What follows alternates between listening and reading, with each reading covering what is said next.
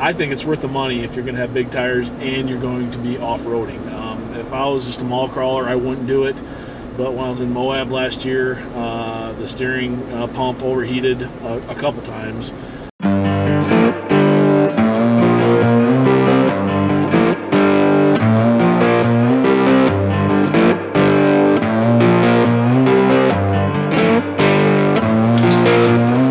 Okay, we got the AFE charge pipes installed this morning. Now we're going to tackle another project.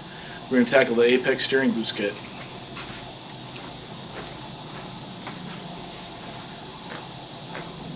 Had this for a while and just been waiting for some time to do it, and I think I have enough time today, so we'll find out. Let's see what we've got. Got hardware kit, boost kit, shipping, instructions. Oh, sweet. I think. A little weird. Put those over there for right now.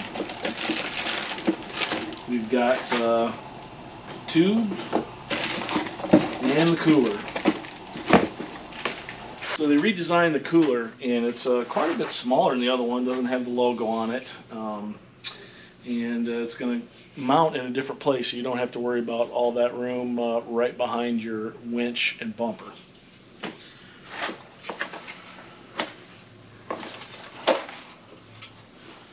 Okay, got some stickers here. Always like stickers. Put those with the rest of the stickers.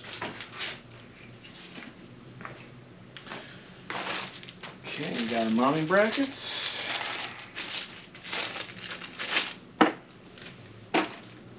Got our hose fittings, hose clamps, hardware, tube fitting, some metal zip ties, and then we've got our boost kit.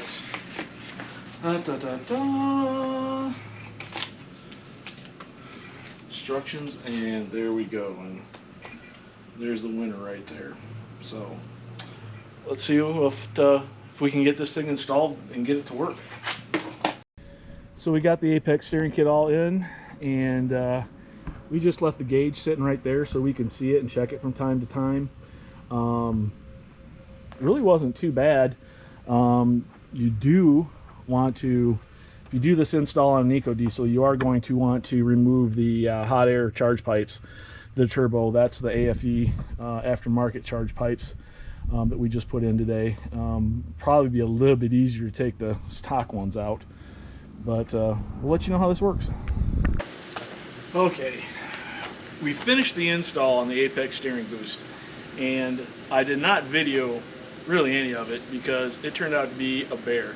There are no instructions for the eco diesel. There's nothing online. No one has done a video of one yet, so I was kind of going on my own. There were some posts in the JL Wrangler forums about it that said it's easier. Well, maybe yes, maybe no, but here are some tips. If you're going to install the Apex steering boost kit on an eco diesel, do take out the hot air charge pipe from the turbo to the intercooler.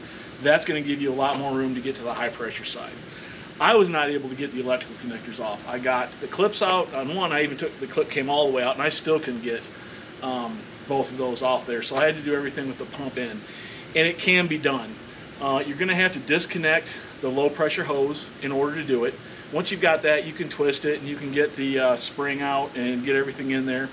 Do have some lubricate available to grease those things up. Have something good to cut a nice straight line on the hose.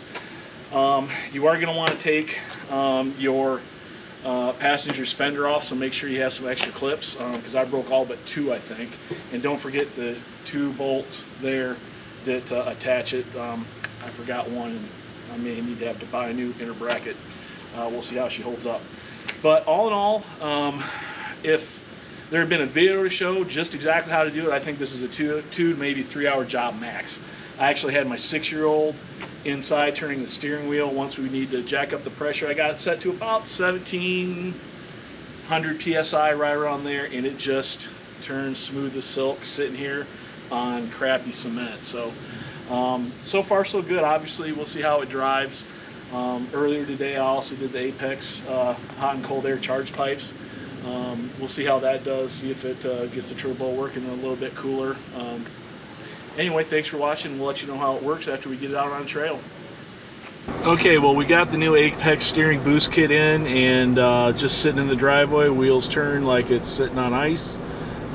Major improvement over stock.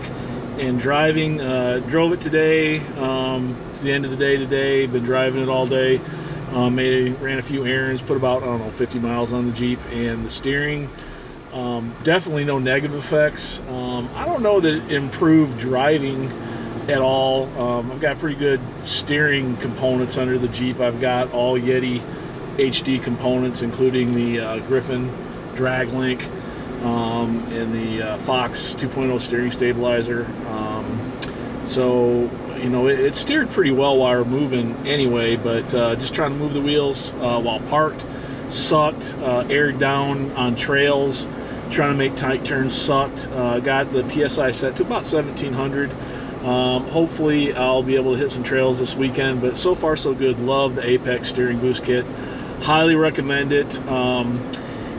It is a little bit different on the diesel. You could say it's easier, I guess. There's less stuff to remove. You just need that hot air pipe between the turbo and the intercooler. Get it out of the way. Everything's pretty accessible. So I think it's worth the money if you're going to have big tires and you're going to be off-roading. If I was just a mall crawler, I wouldn't do it. But when I was in Moab last year, the steering pump overheated a couple times. So I hope that doesn't lead to some premature failure now that I got the boost kit in. But it is what it is. And I'll let you know after I do some trails what I think about that.